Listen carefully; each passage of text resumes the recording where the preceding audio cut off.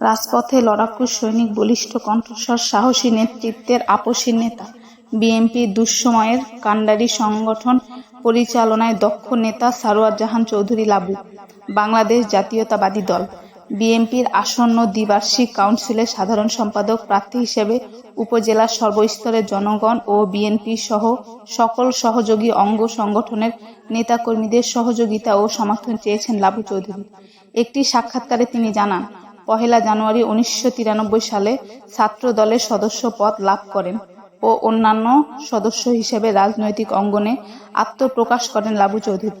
তিনি সাপাহার উপজেলার তুখোর রাজনৈতিক নেতা হিসেবে সর্বমহলে পরিচিত মুখ। বিএনপির অন্যান্য নেতাকর্মীদের মতোই নিজস্ব কার্যক্রমের মাধ্যমে সকলের মনে স্থান করে নিয়েছেন তিনি, যার ফলে রাজনৈতিকভাবে আত্মপ্রকাশের পর আর পিছনে ফিরে তাকাতে হয়নি তাকে। নিজ কর্মদক্ষতার মধ্য দিয়ে জায়গা করে নিয়েছেন নেতাকর্মীদের মনে।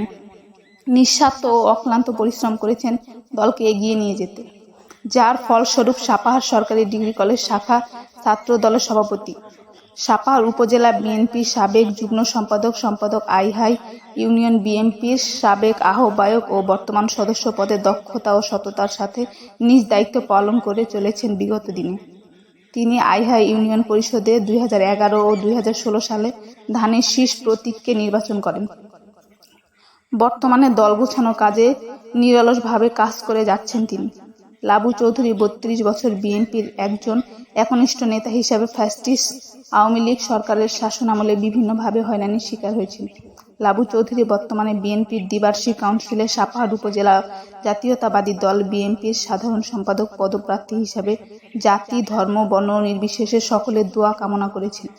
সেই সাথে বাংলাদেশ জাতীয়তাবাদী দল বিএনপি ও সহযোগী অঙ্গ সংগঠনের নেতৃকর্মীদের প্রতিযোগিতা ও সমর্থন চেয়েছেন।